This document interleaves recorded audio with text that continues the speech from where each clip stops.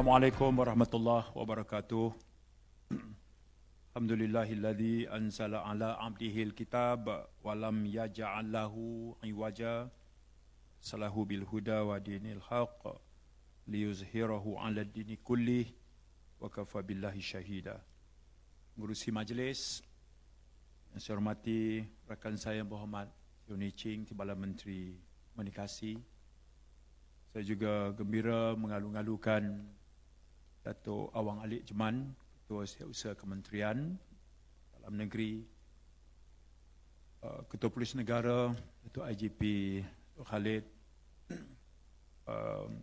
sekalian tetamu berhormat, distinguished guests, senior officers of Royal Malaysian Police, esteemed delegates, members of the Security Committee, the national partners, and all honored participants.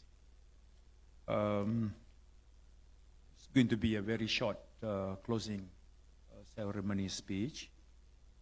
First of all, I would like to thank Polis Diraja Malaysia, khususnya Jabatan Siasatan Jenayah Komersial, bersekali dengan Alpine Integrated Solution dan Koperasi Polis Diraja Malaysia atas penganjuran PDRM Special Dialogue 3 yang dijalankan pada hari ini.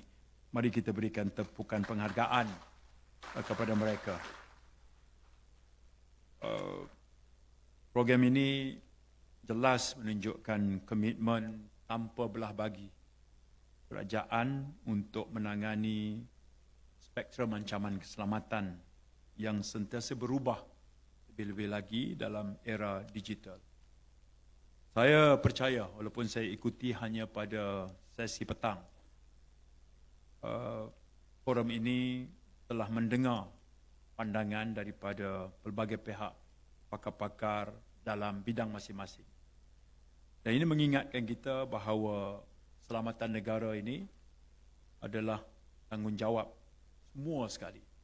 Dan dia tidak terhad lagi mengikut garis sempadan.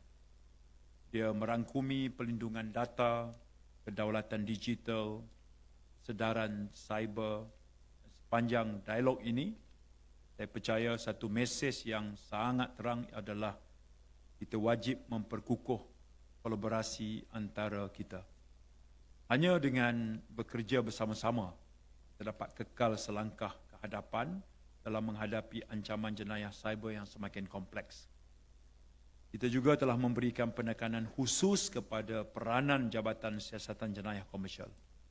JSJK berdiri di barisan hadapan dalam memerangi jenayah komersial, di mana kepakarannya bukan saja melindungi ekonomi kita, tetapi meningkatkan kepercayaan dan keyakinan rakyat.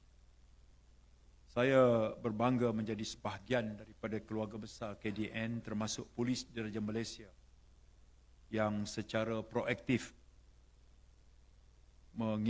memikul tanggungjawab ini. Bukan saja dalam penguatkuasaan, tapi juga dalam kerjasama serantau dan kerjasama dengan pihak swasta. Kalau boleh saya berkongsi tentang kes penipuan dalam talian yang disiasat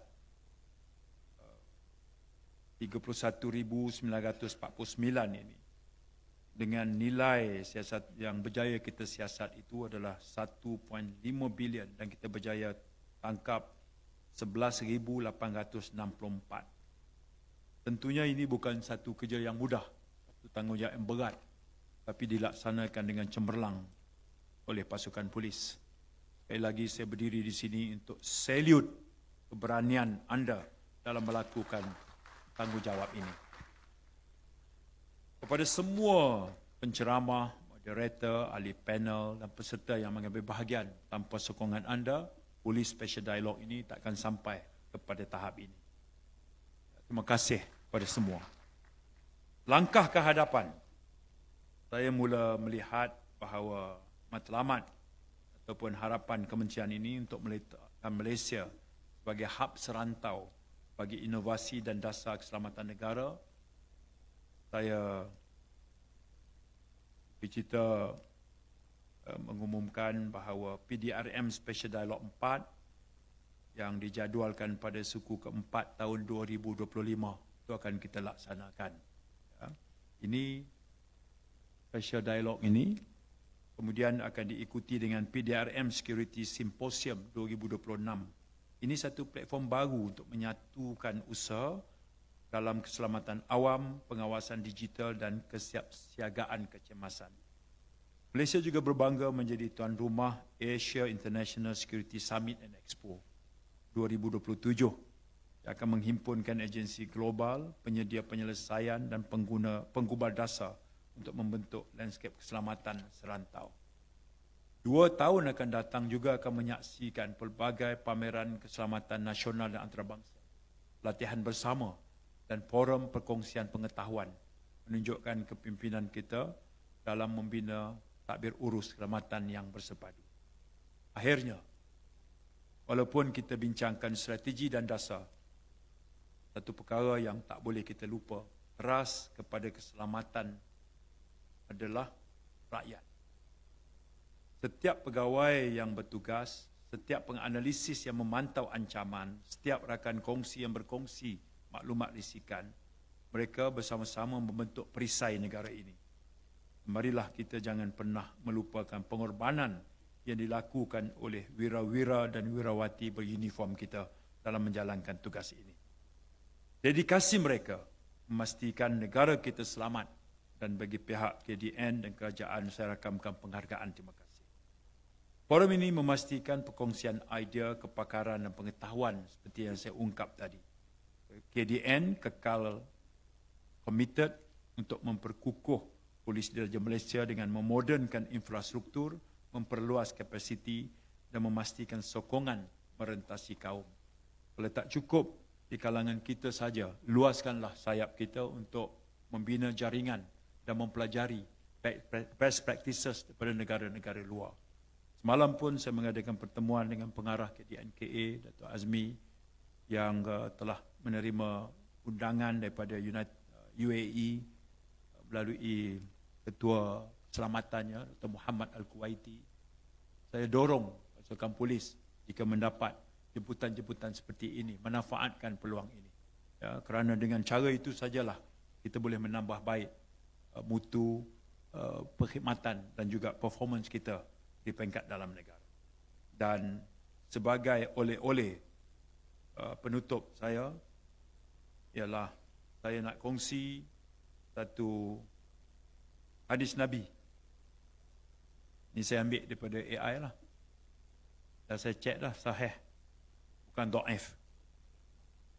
Jap ya kan?